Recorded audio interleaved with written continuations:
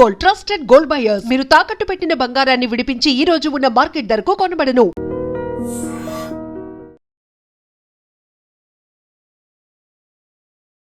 నమస్తే, నేను Kavitha. Welcome to I dream news and నిజాలు. భారతదేశ ప్రధానమంత్రి నరేంద్ర మోదీ ఇజ్రాయెల్ పర్యటనని ముగించుకున్నారు. 2 రోజుల పర్యటనలో భాగంగా అటు మంత్రివర్గంతో పాటుగా పార్లమెంట్లో కూడా ఆయన ప్రసంగించారు. దీంతో పాటుగా హెక్సగాన్ ఆఫ్ అలయన్స్ మీద సంతకాలు కూడా అవుతున్నాయి. దానికి సంబంధించి బోల్డ్ అన్ని చర్చలు కూడా జరుగుతున్నాయి. బట్ పాకిస్తాన్ మాత్రం దాని మీద ఎందుకని అభ్యంతరం వ్యక్తం చేస్తోంది. ఇజ్రాయెల్ పర్యటన ముగియగానే భారతదేశానికి ప్రధానమంత్రి చేరుకుంటారు. వెంటనే కెనడియన్ పీఎంతో కూడా ఆయన భేటీ కాబోతున్నారు. అసలు ఏం జరుగుతోంది, ఎందుకని ఇంత మ్యాసివ్గా ఇంత వేగంగా పర్యటనలు అనేవి జరుగుతున్నాయి? మనతో పాటుగా ఉన్నారు సీనియర్ జర్నలిస్ట్ సురేష్ కొచ్చతిల్ గారు. సార్ నమస్తే. సో 2 days పర్యటన అనేది ఇజ్రాయెల్లో చాలా ఫ్రూట్ఫుల్గా జరిగినట్టు తెలుస్తోంది. బెంజమిన్ నెతన్యాహు ఒక మాట అన్నారు, నాకు మిత్రుడి కంటే ఎక్కువగా ఆయన చాలా సోదరుడు అనేటువంటి ఒక మాట. కరెక్ట్. ఎందుకంటే ఇండియా ఇజ్రాయెల్ ఒక రిలేషన్షిప్ నిన్ననో మొన్ననో మొదలు కాలేదు. ఆల్మోస్ట్ ప్రధానమంత్రి మాట్లాడుతూ వాళ్ళ పార్లమెంట్ నెసెట్లో అన్నారు ఈ మాట. 2000 సంవత్సరాల కన్నా ఎక్కువ మనకు ఒక రిలేషన్షిప్ ఉందనేది మనకు తెలిసింది. ఆ టైంలో చాలా మటుకు జ్యూస్ మర్చెంట్స్ మలబార్ వైపు వచ్చి స్పైసెస్ కొనుక్కు వెళ్తుండే. అది చాలా దేశాల నుంచి వస్తున్న వీళ్ళు కూడా వచ్చారన్నమాట టైంకి. తర్వాత మనకు తెలిసిందే జ్యూస్ మీద జరిగిన అత్యాచారాలతోనే చాలా మటుకు ఈవెన్ సెకండ్ వరల్డ్ వార్ తర్వాత కూడా చాలా మటుకు జ్యూస్ పారిపోయారు అక్కడిక్కడి నుంచి. దానికన్నా ముందు ఫస్ట్ వరల్డ్ వార్లో కూడా వీళ్ళందరూ చాలామంది వచ్చి సెటిల్ అయిన ఒకటే కంట్రీ ఇప్పుడు కూడా ఇజ్రాయెల్ టెక్స్ట్ బుక్స్లో ఉంది. అది the only country to offer safe stay for juice was India అని ఒకటే దేశం. సో దాంట్లో చాలామంది ముంబై, కేరళ, దాని తర్వాత నార్త్ ఈస్ట్. ముంబై జ్యూస్ ఉన్నారు, దాని తర్వాత వాళ్ళు బగ్దాదీ జ్యూస్ కూడా అంటారు వాళ్ళు. కొంతమంది కల్కటాలో కూడా ఉంటారు. కొచ్చిన్లో జూ టౌన్లో సెటిల్ అయిన జ్యూస్ని కొచ్చినీ జ్యూస్ అంటారు. దాని తర్వాత నార్త్ ఈస్ట్లో ఉన్నది బెనే ఇజ్రాయలీ జ్యూస్ అంటారు వీళ్ళని. సో కోస్టల్ ఏరియాస్కి వచ్చి సెటిల్ అయ్యారు వాళ్ళందరూ. ఆ north east of course was not coastal, but they went to north east. తర్వాత లాస్ట్ ట్రైబ్స్ ఆఫ్ ఇజ్రాయెల్ అంటారు వీళ్ళని. సోలమన్ టైం నుంచి ఉందన్నమాట. సో ఏదో నిన్ననో మొన్ననో మనకి ఇజ్రాయెల్కి రిలేషన్షిప్ కాదు. ఇన్ఫ్యాక్ట్ అరబ్ కంట్రీస్తోన మనకి ఫర్ ఎగ్జాంపుల్ ఒమాన్ లాంటి రాష్ట్రాలతో ఉన్న సంబంధాలు, యుఏఈతో ఉన్న సంబంధాలు కూడా దానికి కొన్ని సంవత్సరాల తర్వాతే వచ్చింది. First we had ties with Israel. In fact Maharaja, ఆయన పేరు మర్చిపోయాను, గుజరాత్ నుంచి ఉన్న మహారాజా, జామ్నగర్ మహారాజా, ఆయన పోలిష్ పిల్లలకి ఆ టైంలో మన కాన్సన్ట్రేషన్ క్యాంప్స్ నుంచి, గ్యాస్ చేంబర్స్ నుంచి బయటకు వచ్చిన కొన్ని పిల్లలు ఎస్కేప్ అయ్యారు. వాళ్ళ అమ్మ నాన్న అంతా గ్యాస్ చేంబర్లో చంపేశారు జర్మన్ ఆర్మీ, హిట్లర్ వాళ్ళని. ఆ టైంలో వాళ్ళు పారిపోయి భారతదేశానికి వచ్చినప్పుడు ఒక స్కూల్ కట్టారు ఆయన. ఇజ్రాయెల్లో కూడా ఒక స్కూల్ కట్టారు తర్వాత. ఆయన స్టాచ్యూ ఒకటి ఇప్పుడు రీసెంట్లీ ఇజ్రాయెల్లో ఒక టౌన్లో ఇజ్రాయలీ గవర్నమెంట్ ఆవిష్కరించారు. దాని చాలా మటుకు మనకు సంబంధాలు చాలా ఉన్నాయి. సో మనకి ఏదో అండ్ వన్ కామన్ థింగ్ మనకి ఇజ్రాయెల్కి ఏంటంటే, మోదీ గారు చెప్పారు కూడా, ఇజ్రాయెల్ రికగ్నైజ్ చేసిన రోజే మోదీ గారు పుట్టారు. భారతదేశం సెప్టెంబర్ 17th, 1950. తో ఈ సెలబ్రేషన్ భారతదేశానికి ఇజ్రాయెల్కి మీరు అర్థం చేసుకోవాలి. మనం ఎంతో ప్యాలెస్టైన్తో తిరిగినాం చాలా మట్టుకు. ఇందిరాగాంధీ టైం నుంచి, దానికన్నా ముందు నెహ్రూ టైం నుంచి, Rajiv Gandhi, even Narasimha Rao time, and Yasser Arafat కూడా చాలాసార్లు భారతదేశానికి వచ్చారు. Designated terrorist. సరే, if one man's freedom fighter is another man's terrorist అంటారు. మీరు హఫీజ్ సయీద్ గురించో లేకుంటే వీళ్ళ గురించి అనేటప్పుడు ఇజ్రాయేలీ అథ్లీట్స్ని చంపిన వాళ్ళు ఇదే ప్యాలెస్టైనియన్ టెర్రరిస్ట్. మ్యూనిక్ ఒలింపిక్ గేమ్స్లో మన అందరికి తెలిసిందే. ఎల్ఆల్ ఎయిర్క్రాఫ్ట్ హైజాక్ చేసింది ఒకసారి, వీళ్ళు ట్రై చేశారు. దాని తర్వాత పానామ్ హైజాక్ చేశారు, ఎయిర్ ఫ్రాన్స్ హైజాక్ చేశారు, ఉగాండాకి తీసుకెళ్ళిన ఆపరేషన్ అప్పుడు రెస్క్యూ చేశారు, ఆపరేషన్ థండర్బోల్ట్. సో ఇజ్రాయెల్ అనేది ఒక రాష్ట్రం మనలాగానే ఎప్పుడు చూసినా వాళ్ళ మీద టెర్రరిస్ట్ దాడి నడుస్తూనే ఉంటుంది. భారతదేశానికి కూడా అదే ఉంది. మోదీ గారు అదే అన్నారు, we face the same thing. మీ మీద అప్పుడు జరిగిన 4 సంవత్సరాల ముందు జరిగిన October 7th అటాక్ హమాస్ నుంచి, ఆ అటాక్ లాగానే మా 26/11 కూడా అట్లనే ఉంటాయని చెప్పి మోదీ గారు రిమైండ్ చేస్తారు. దాంట్లో హబాద్ హౌస్ మీద ముంబైలో దాడి చేసి అక్కడ కూడా టెర్రరిస్ట్ దిగారు చూడండి. వాళ్ళు చాలా క్లియర్గా టార్గెట్ చేసుకున్నారు పాకిస్తానీ టెర్రరిస్ట్. ఏదో హోటల్కి వెళ్ళడమో ఏదో బిల్డింగ్కి వెళ్ళడం కాకుండా ఇజ్రాయేలీ కల్చరల్ సెంటర్ మీద కూడా దాడి చేసి అక్కడ ఉన్న రాబాయి వాళ్ళ ఫ్యామిలీని చంపారు, వాళ్ళ అబ్బాయి ఒకటే బయటపడ్డాడు. సో అట్లాంటి దాంట్లో మనకు we have a shared relationship. మనకి రష్యా తర్వాత అన్నిటికంటే స్టేబుల్గా ఉన్న ఒక పార్ట్నర్ టెక్నాలజీలో ఇజ్రాయెల్, డిఫెన్స్ టెక్నాలజీలో. కార్గిల్ వార్ టైంలో కూడా ఇజ్రాయెల్ ఎక్కువ మాట్లాడరు, దాని డిఫెన్స్ పర్చేసు డిఫెన్స్ అమ్మడం అంతా యూఎస్తో లింక్డ్ ఉంటుంది ఎప్పుడు. ఎందుకంటే చాలా మటుకు వాళ్ళ టెక్నాలజీని డెవలప్ చేసింది యూఎస్లో, కానీ దాని మ్యానుఫ్యాక్చర్ కూడా యూఎస్లో జరుగుతుంది. ఎందుకంటే ఇజ్రాయెల్ దగ్గర మ్యానుఫ్యాక్చరింగ్ కెపాసిటీ అంత లేదు, ఇప్పుడు వచ్చింది అనుకోండి, ఆ టైంలో లేకుండా. ఇజ్రాయెల్ చాలా మటుకు టెక్నాలజీలో they are way ahead of us, even US. వాళ్ళ రీసెర్చ్ అండ్ డెవలప్మెంట్ అనే one of the best in the world. అది మీరు అగ్రికల్చర్ ఉండొచ్చు, డిఫెన్స్ ఉండొచ్చు, బయోటెక్నాలజీ ఉండొచ్చు, ఏదైనా. I met so many Israeli scientist, ఇక్కడ కాన్ఫరెన్సెస్లో కలుస్తుంటాను, బయో ఏషియా లాంటి కాన్ఫరెన్స్, దానికన్నా ముందున్న కాన్ఫరెన్స్లో కూడా. వాళ్ళ R&D చూస్తే మనం అసలు వీఆర్ నోవేర్. మనం ఇప్పుడు స్టార్టప్స్ గురించి మాట్లాడుతున్నాం, స్టార్టప్ కల్చర్ వాళ్ళకి ఆల్రెడీ ఉంది. అది చిన్న చిన్న కంపెనీలు, they produce amazing work. Agriculture ఆలోచించండి, మన దగ్గర చిత్తూరు కడప రీజియన్లో రెయిన్ షాడో ఏరియాస్ ఉంటుంది, వర్షమే పడదు అక్కడ ఎక్కువ. కుప్పం దాంట్లో ఒక ఏరియా వస్తుంది, చంద్రబాబు నాయుడు గారు అక్కడిని తీసుకొచ్చారు ఇజ్రాయెల్ నుంచి అగ్రికల్చర్ సైంటిస్ట్ తీసుకొచ్చి. ఆలోచించండి, ఎస్ వాళ్ళ, ఎందుకంటే వర్షం లేని చోట్ల ఆలోచించండి, వాళ్ళు మొత్తం అగ్రికల్చర్లో they are one of the leading countries in the world. మనం ఎప్పుడు ఇజ్రాయెల్ గురించి మాట్లాడుతున్నప్పుడు కవిత గారు, ఇజ్రాయెల్ ప్యాలెస్టైన్ ఆక్రమించుకున్నారు, ఇజ్రాయెల్ అది చేశారు ఇది చేస్తారంటారు, కానీ హిస్టరీ మన వాళ్ళు ఎవరు కరెక్ట్ హిస్టరీ చెప్పలేదు. ఇన్ఫ్యాక్ట్ ఇజ్రాయెల్, ఇప్పుడున్న ఇజ్రాయెల్ని అప్పుడున్న అరబ్ వాళ్ళు అమ్మేసి వెళ్ళిపోయారు. వీళ్ళేం చేశారంటే చిన్న చిన్న ముక్కలుగా కొనుక్కున్నారు ఇజ్రాయలీస్. అండ్ ఇజ్రాయలీస్ ట్రేడింగ్లో నంబర్ 1. మీకు తెలిసింది, మనం షైలాక్ నుంచి స్కూల్లో చదివాము, అప్పటి నుంచి యూఎస్కి వెళ్తే ప్రతి మీడియా హౌస్ జ్యూస్ చేతిలో ఉంటుంది mostly. Leading business men are all juice.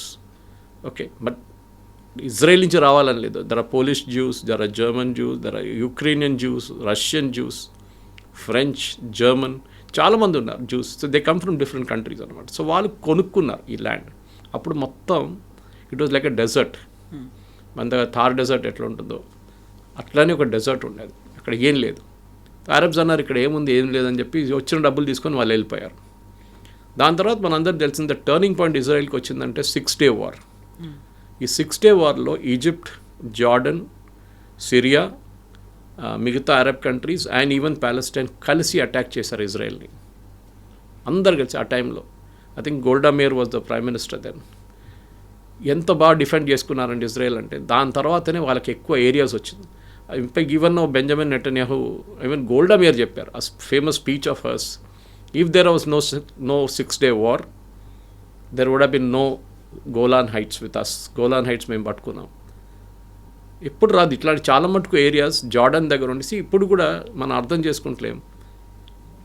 Israel కన్నా ఎక్కువ ప్యాలెస్టీనియన్ టెరిటరీ ఎవరి చేతిలో ఉందంటే one is Egypt, other is Jordan. వీళ్ళు ఆక్యుపై చేసుకున్నారు చాలా మటుకు ప్యాలెస్టీనియన్. వాళ్ళు మాట్లాడలేదు దాని గురించి. ఈ 6 Day Warలోనే ఇదంతా బయటకు వచ్చింది. ఎందుకంటే గోలాన్ హైట్స్ ఒకవైపు పట్టుకున్నారు వీళ్ళు, ఒకవైపు వెస్ట్ బ్యాంక్ వైపు నుంచి వీళ్ళు కాన్కర్ చేసుకున్నారు కొంచెం ఏరియా ఇజ్రాయెల్కి ఎక్స్పాన్షనిస్ట్ మోడ్ అనేది ఒక టైంలో ఉండే. కానీ ఇప్పుడు ఇజ్రాయెల్ ఏంటంటే మాకు ఒక రికగ్నిషన్ కావాలి, అది భారతదేశం నుంచి వచ్చిందన్నమాట. భారతదేశం ఒకటే కాదు, మీకు గుర్తుంటుంది అబ్రహాం అకార్డ్ అని చెప్పి అరబ్ దేశాలతోని ఒక పీస్ ఒప్పందం చేయడానికి ఇజ్రాయెల్ చాలా కష్టపడి యూఎస్తో సహా ఆల్మోస్ట్ సైన్ చేశారు. యూఏఈతో సైన్ చేశారు. El Al aircraft landed in UAE. Exactly ఒక వారం తర్వాత ఈ October 7th అటాక్ జరిగింది. ఎందుకంటే సౌదీ అరేబియా సంతకం పెట్టడానికి రెడీగా ఉన్నారు అబ్రహాం అకార్డ్లో ఏంటంటే బేసిక్లీ మీ స్టేట్ ఆఫ్ ఇజ్రాయెల్ రికగ్నైజ్ చేస్తున్నారు. 2 state సొల్యూషన్ అంటే ఇజ్రాయెల్ అండ్ ప్యాలెస్టైన్ వీళ్ళిద్దరూ విల్ బి సపరేట్ కంట్రీస్ అన్నమాట. కానీ అరబ్స్కి అప్పుడు ఒక ప్రాబ్లం, ఇప్పుడు కూడా ఉన్న ప్రాబ్లం ఏంటంటే చాలా మటుకు మన దగ్గర అంటారు సౌదీ అరేబియాకి ప్రాబ్లం లేదు, యూఏఈకి ప్రాబ్లం లేదు, బహ్రెయిన్కి ప్రాబ్లం లేదు, ఖత్తర్కి ప్రాబ్లం లేదు, ఒమాన్కి ప్రాబ్లం లేదు.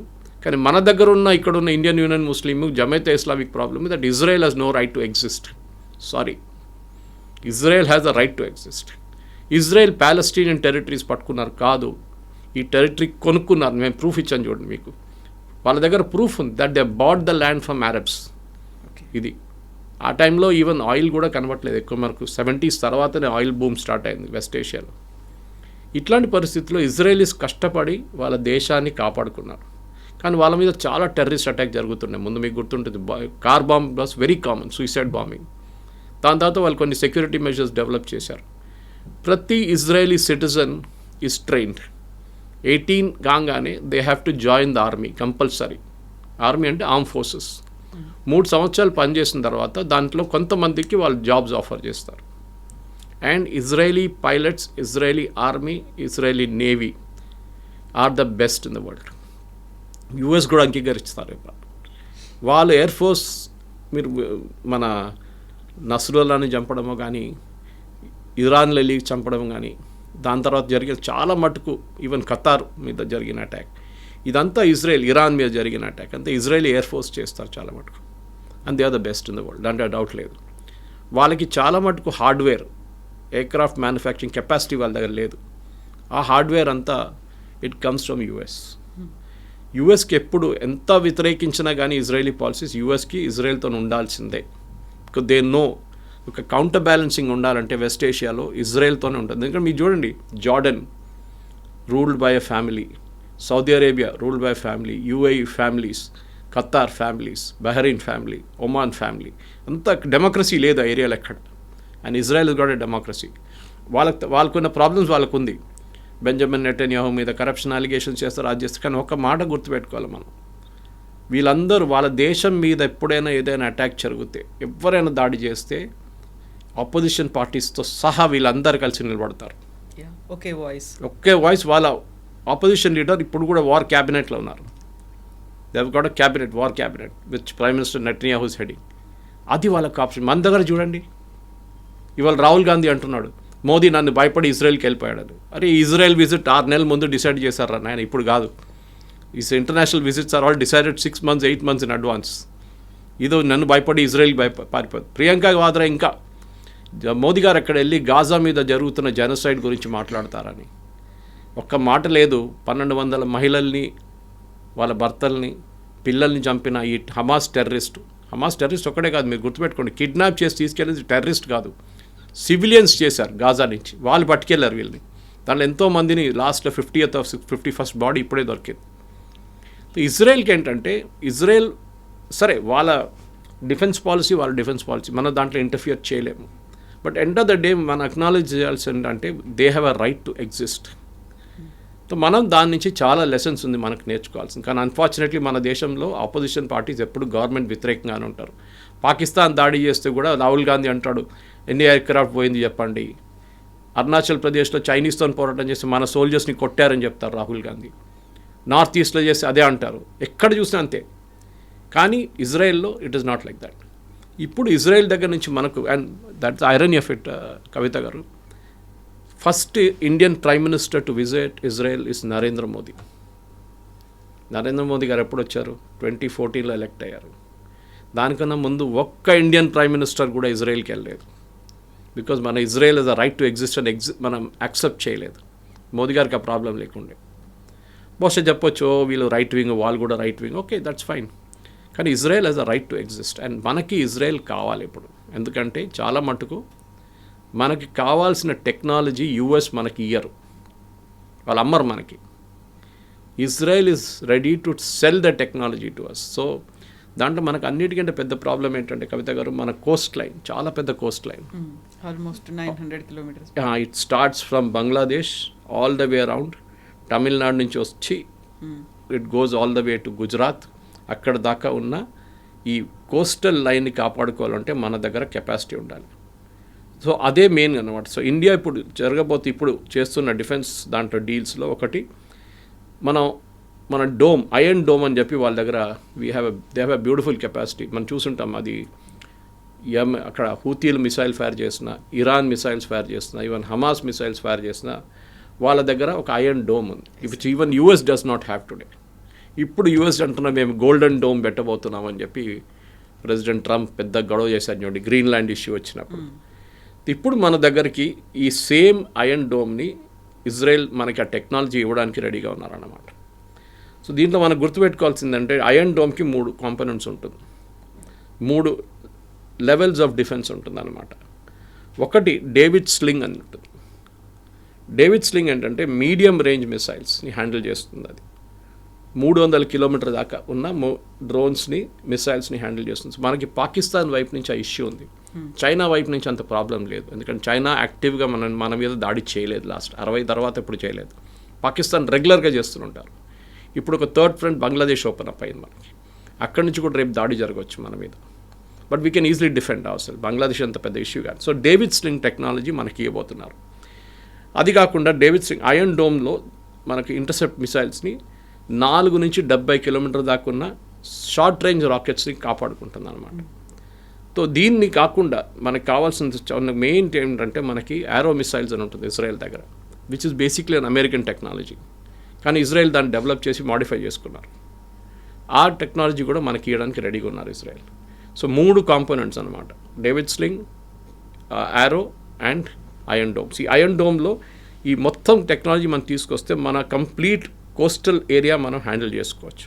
అది చాలా ఇంపార్టెంట్, ఎందుకంటే మనకి ఇంత పెద్ద కోస్ట్ లైన్ ఉన్నప్పుడు డెఫినెట్గా వీ హ్యావ్ టు, ఎందుకంటే మనకు మీరు చెప్పినట్ల ఆల్మోస్ట్ 15,000 అనుకుంటా, 15,000 నుంచి 16,000 దాకా మనకి ల్యాండ్ బార్డర్స్ ఉన్నాయి.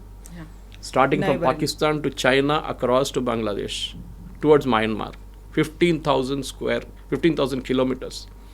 ఇది మీరు ఫిజికలీ డిఫెండ్ చేయాలంటే చాలా కష్టం. సోల్జర్స్ని టెక్నాలజీ వాడాల్సిందే ఈ టైంలో. అది కాకుండా మీరు చెప్పినట్లు మనకి 7,500 కిలోమీటర్స్ కోస్ట్ లైన్ ఉంది. Again very difficult to defend. మీరు ఎంత సబ్మెరీన్స్ పెట్టినా, ఎన్ని షిప్స్ పెట్టినా కానీ, ఎన్ని ట్రాకింగ్ చేసినా, ఎన్ని రికాగ్నిషన్ చేసినా టెక్నాలజీ కావాల్సింది. ఇజ్రాయెల్ దగ్గర నుంచి నేర్చుకోవాలి. ప్రతి చోట్ల మన మనుషులు పెట్టలేము, మనం టెక్నాలజీ వాడుకోవాలి. So this technology Israel is ready to sell to us. అది కాకుండా మిగతా మిసైల్స్ కూడా మనకు చాలా మట్టుకున్నాయి. ఫర్ ఎగ్జాంపుల్ నేను అది ఎల్బిట్ అనే ఒక ఇజ్రాయలీ కంపెనీ ఒకటి ఉంది, వాళ్ళ దగ్గర కూడా ఒక రఫాల్ ఉంది. But it is Rafael, not Rafale of France. It's a different company. వీళ్ళ దగ్గర కూడా ఒక ఐరన్ బీమ్ డెవలప్ చేశారు. దాంట్లో ఐరన్ బీమ్ ఏంటంటే ఇట్స్ లైక్ ఎ లేజర్. ఇప్పుడు మనం S-400 వాడుతున్నప్పుడు రష్యా దగ్గర తీసుకున్నప్పుడు ప్రతిసారి ఇది ఫైర్ చేస్తున్నప్పుడు it cost millions. So but అంత ఖర్చు చేయాలన్నా వద్దా అని ఆలోచించాల్సి వస్తుంది. అటువైపు నుంచి ఒక డ్రోన్ వస్తుందో లేకుండా మిసైల్ వస్తున్నప్పుడు S-400 అక్కర్లేదు. యారో విల్ టేక్ కేర్, మన దగ్గర ఉన్న ఆకాష్ విల్ టేక్ కేర్, చూసుకుంటుంది అది. ఎందుకంటే మనం ఒక దోమని చంపడానికి ఒక సుత్తి తీసుకొచ్చి కొడతాం చూడండి, ఆ కాన్సెప్ట్ అయిపోతుంది ఇఫ్ యూ యూస్ S-400. దేనికి కావాలో దానికే వాడుకోవాలన్నమాట. సో ఆ పరిస్థితుల్లో we have to get this particular ఒక మిసైల్ టెక్నాలజీ మన దగ్గర వాళ్ళు ఐరన్ బీమ్ అని చేశారు. దాంట్లో ఫిజికల్ మిసైల్ లేదు, it's a laser guided missile destroyer అనమాట. దాన్ని ఇప్పుడు ఇరాన్తో జరిగిన గొడవలో వాళ్ళు యూజ్ చేశారు. It worked. ఇంకా కంప్లీట్ డెవలప్మెంట్ కాలేదు, ఆల్మోస్ట్ అయిపోయినట్లు ఉంది ఇప్పుడు. వాళ్ళు ఎక్కువ బయట చెప్పరు ఇప్పుడు. సో దాన్ని మనం we're going to take care, we'll buy అనమాట, కొనుక్కొని వెళ్తున్నాం. దానికి బేసిక్లీ ఒక 100 కిలోవాట్స్ ఒక బీమ్ అనమాట, లేజర్ బీమ్. అది such a strong laser beam. Up to 10 కిలోమీటర్ల దాకా ఏ ఇన్కమింగ్ మిసైల్ వస్తుంటే దాన్ని కొట్టుపడేస్తుంది. సో ఫిజికలీ మీరు ఏం లాంచ్ చేయక్కర్లేదు, you can just switch on the beam like a strong torch light. అది వెళ్ళి కొడుతుంది, దాన్ని వెళ్ళి కొట్టేసి డిస్ట్రాయ్ చేస్తుంది అనమాట. ఇది మనం చేయాల్సింది ఇప్పుడు. సో దీని కాకుండా చాలా మటుకు స్పైస్ 100 గైడెన్స్ సిస్టమ్స్ ఉంది, ఎల్బెట్ ద ర్యాంపేజ్ ఉంది, అది చాలా దగ్గర మిసైల్స్ ఉంది. దాంట్లో కొన్ని మిసైల్స్ మనం రఫాల్ ఎయిర్క్రాఫ్ట్లో వాడుకుంటున్నాం. ఒక మిసైల్ మనం వాడింది very important missile, spice missile అప్పుడు వాడింది మన బాలాకోట్. అదే మిసైల్ వీళ్ళు నస్రుల్లాని చంపడానికి లెబనాన్లో వాడారు. అదేం చేస్తుందంటే ఇట్ విల్ బేసిక్లీ డ్రిల్ చేసుకుంటుంది. Suppose terrorist sitting in the second floor, tunnel కానీ అండర్ గ్రౌండ్, ఈవెన్ సెకండ్ ఫ్లోర్లో కూర్చున్నాడు. బిల్డింగ్ ఏమో 6 అంతస్తుల బిల్డింగ్ ఉంది. But you know the terrorist groups are sitting second floor. అంటే ఇది డ్రిల్ చేసుకుంటూ వెళ్ళిపోతుంది. 6 to 5, 5 to 4, 4 to 3, 3 to 1 వచ్చి మళ్ళీ ఇంప్లోడ్ అవుతుంది. ఎక్స్ప్లోడ్ కాదు, ఇట్లా ఇంప్లోడ్. అంటే లోపల ఉన్నది మీకేం దొరకదు, బోన్స్ కూడా దొరకదు. ఇట్లా జస్ట్ ఎవాపరేట్ చేసేస్తారు వాళ్ళని. అంత పవర్ఫుల్ బాంబ్. దానికోసం నస్రుల్లాని అట్లా చెప్పారు. నస్రుల్లా చనిపోయినప్పుడు అలా Lebanese army very clearly said ఆయన మీద ఒక ఇంజరీ కూడా లేదంట బాడీ మీద. ఈ జస్ట్ డైడ్ ఆఫ్ షాక్. అంత టెక్నాలజీ ఇజ్రాయెల్ దగ్గర ఉంది. సో మనం కూడా అది వాడాల్సింది. సో మనకి ఇజ్రాయెల్తో ఎంత ఈ ఆపోజిషన్ పార్టీస్ ఆబ్జెక్ట్ చేసినా కానీ ఇక్కడ ఓట్ బ్యాంక్ పాలిటిక్స్ మన అందరికి తెలుసు. వీళ్ళకి గాజా వాళ్ళకి కేరళ ఎక్కడుందో, లేకుంటే పాలస్టీనియన్ వాళ్ళకి కేరళ ఎక్కడుందో, లేకుంటే ఇండియన్ యూనియన్ ముస్లిం లీగ్ ఎవరో, జమాతే ఇస్లామీ ఎవరో వాళ్ళకి ఏం తెలియదు, వాళ్ళు పట్టించుకోరు కూడా. మన వాళ్ళకి ఎక్కడ లొల్లి ఎక్కువ. All eyes on Rafah, save Gaza. Pahalgam జరిగినప్పుడు none of the film stars in Kerala tweeted about it. ఒక్కరు కూడా చేయలేదు. కానీ గాజా మీద దాడి చేసినప్పుడు save Gaza, save children, save lady women, మన అందరు తెలిసిందే దీస్ ఆర్ టెర్రరిస్ట్ని టెర్రరిస్ట్ లాగానే చూసుకోవాల్సి వస్తుంది మనం. సో ఇప్పుడు సరికొత్తగా ఒక ప్రతిపాదన వచ్చింది, హెక్సగాన్ ఆఫ్ అలయన్స్ అనేది. సో 6 యాంగిల్స్లో దీన్ని కూడా మేము ట్యాకిల్ చేయబోతున్నాము అనేది. బట్ దాన్ని పాకిస్తాన్ ఎందుకు అబ్జెక్ట్ చేస్తుంది? పాకిస్తాన్ అంతా ఏకమైంది, వాళ్ళు ఒక రిజల్యూషన్ కూడా పాస్ చేశారు, we're opposing this hexagon of alliance అనే దాన్ని. హెక్సగాన్ ఆఫ్ అలయన్స్ అనేది ఇజ్రాయెల్ మోదీ గారు వచ్చే ముందే లాంచ్ చేశారు. I think it was 20th ఎక్కడో లాంచ్ చేసినది. అక్కడ దీంట్లో ఏంటంటే ఇండియా, గ్రీస్, సైప్రస్, కొన్ని Arab countries, African countries against Shia and Sunni adversaries. ఇప్పుడు మీకు ఆన్సర్ వచ్చేసింది. సున్నీ దేశాలు చాలా ఉన్నాయి, షియా ఒక్కటే ఇరాన్. షియా అండ్ సున్నీ దాని మీద, టెర్రరిస్ట్ గ్రూప్ మీద, అడ్వర్సరీస్ మీద ఒక డిఫెన్స్ మెకానిజం డెవలప్ చేయడానికి హెక్సగాన్ అని చెప్పి ఇజ్రాయెల్ తీసుకొచ్చిన కొత్త కాన్సెప్ట్. దీంట్లో యూఎస్ లేరు. Why Greece and Cyprus? చాలా ఇంపార్టెంట్.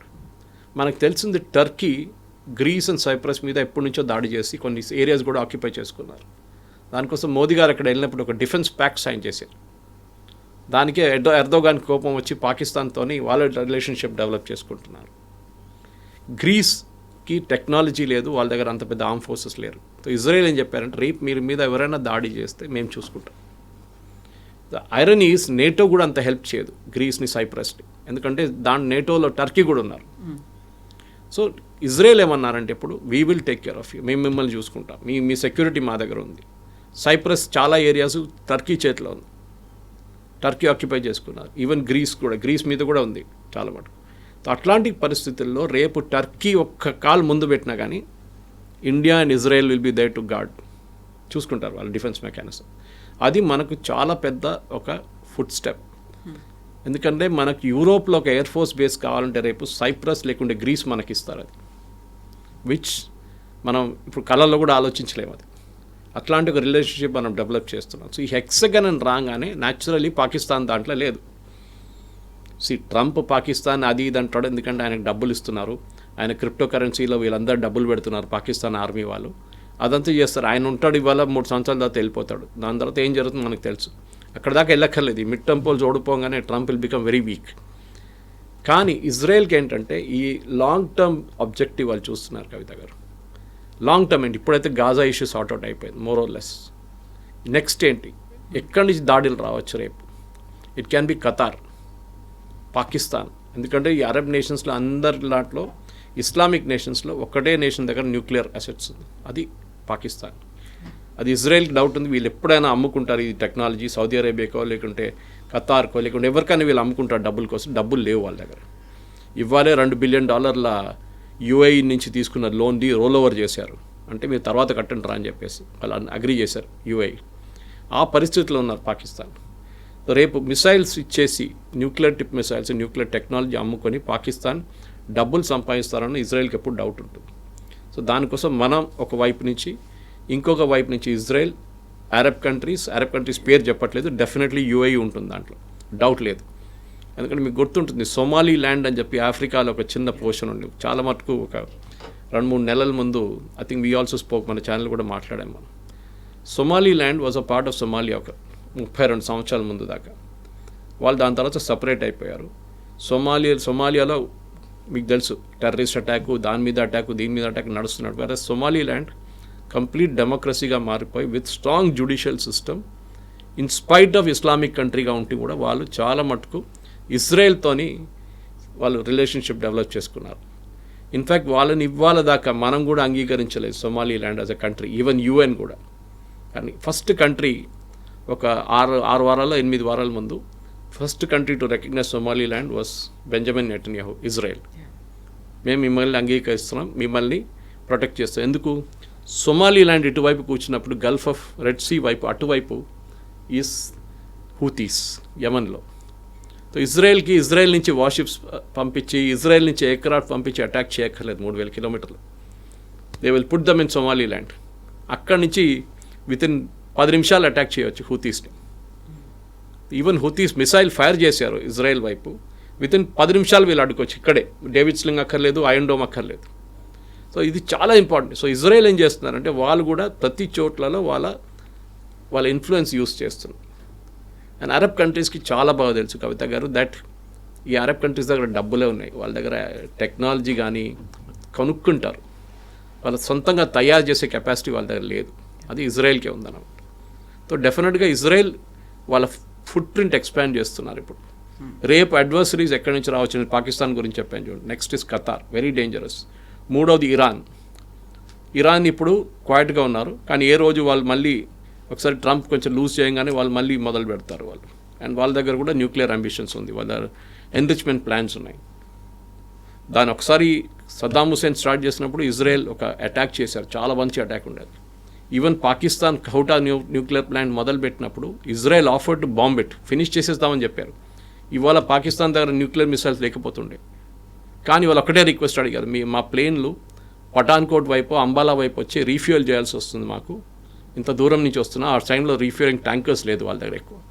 Indira Gandhi said no. దానికోసం Pakistan became a nuclear nation. Otherwise ఇవాళ పాకిస్తాన్ అసలు న్యూక్లియర్ అసెట్సే లేకపోతుండే పాకిస్తాన్ దగ్గర. Israel was ready to destroy. Saddam Hussain ఎట్లా చేశారో, లిబియాలో ఎట్లా చేశారో, పాకిస్తాన్ కూడా చేస్తే సంగీత రాస్తారు. సో ఓవరాల్గా మనం చూస్తే ఇండియాకి చాలా మంచి ఒక రిలేషన్షిప్ ఇప్పుడు ఇజ్రాయెల్తోని. First prime minister to visit Israel ఒక 7 సంవత్సరాల ముందు మోదీ గారు వెళ్ళినప్పుడు, నెతన్యాహు గారు ఇక్కడికి వచ్చారు. ఇప్పుడు ఈసారి first Indian prime minister to address the Knesset, వాళ్ళ పార్లమెంట్. ఇది అందరికీ దక్కదండి ఇదంతా, ఇది చాలా ఇంపార్టెంట్. దానికోసం పాకిస్తాన్ ఈ హెక్సగన్ ఆబ్జెక్ట్ చేస్తారు. అది కాకుండా India Middle East economic corridor అని ఒకటి ఉంది, మీకు గుర్తుంటుంది. That starts from India, ends in Haifa. Haifa is a port in Israel, మనకు తెలుసు. అండ్ హైఫాతోని చాలా మంచి సంబంధం ఉంది ఇండియాకి హిస్టారిక్లీ. ఇజ్రాయలీ టెక్స్ట్ బుక్స్లో హైఫా గురించి మాట్లాడుతున్నప్పుడు ఇండియన్స్ గురించి Dalpat Singh, he was the commander of that. ఆయన లీడ్ చేసిన ఫస్ట్ వరల్డ్ వార్లో లీడ్ చేసిన బ్రిటిష్ ఇండియన్ ఆర్మీని హైఫాని ఒటమన్ టర్క్స్ దగ్గర నుంచి క్యాప్చర్ చేసుకున్నారు. ఇజ్రాయెల్ వాళ్ళు ఇవ్వాలి కూడా దాన్ని అంగీకరిస్తూ మన దగ్గర ఢిల్లీలో తీన్మూర్తి మార్గం తింటారు. Actually it's Haifa Chowk. Modi గారు వెళ్ళిన తర్వాత దాని పేరు మార్చారు ఢిల్లీలో హైఫా చౌక్. హైఫా గురించి మన దగ్గర ఉన్న పిల్లలు కూడా టెక్స్ట్ బుక్స్ నుంచి నేర్చుకోవాలి. మన టెక్స్ట్ బుక్స్లో లేవు కాదు దాని రెఫరెన్స్. ఎన్సీఆర్టీ వాళ్ళు కానీ ఎవరు కానీ ఇంక్లూడ్ చేయాల్సింది how Indian army saved Israel అని. అక్కడ ఇప్పుడు కూడా ఆయన వాళ్ళ ఒక మెమోరియల్ ఉంది అక్కడ హైఫాలో for the Indian army. So అది కాకుండా మనకు నెక్స్ట్ I2U2 అని ఒకటి ఉంది, where we are also involve defence ప్యాక్ట్లో. దాంట్లో బ్యాన్ ఇజ్రాయెల్ ఉంది అగైన్. అది కూడా పాకిస్తాన్కి నచ్చదు. సో ఓవరాల్ మనం ఏం చేస్తున్నాం అంటే we are building a defence shield. Kavitha గారు నేను చెప్పాను చూడండి, ఫిజికల్లీ మన ఆర్మీని యుక్రెయిన్ వార్ నుంచి, రష్యా యుక్రెయిన్ వార్ నుంచి నేర్చుకోవాల్సిన అన్నిటికంటే పెద్ద లెసన్ ఏంటంటే మీకు మనుషులు అక్కర్లేరు. వాళ్ళు ఇక్కడ 1,00,000 మంది చనిపోయారు, అక్కడ 1,00,000 మంది చనిపోయారు. ఇప్పుడు వాళ్ళు ఎవరిని వాడలేదు, ఇప్పుడు టెక్నాలజీ వాడుతున్నారు. They are creating defence shields. Trump ఎందుకు ఇంత అర్జెంటుగా నేను మా డోమ్ క్రియేట్ చేయాలంటే హీ స్కేర్డ్, రేపు సోవియట్స్ మిసైల్స్ ఫైర్ చేస్తారో, ఇంకెవరైనా మా మీద మిసైల్స్ ఫైర్ చేస్తారో అని భయం ఉంది ఆయనకి. ఇరాన్ కూడా కావచ్చు.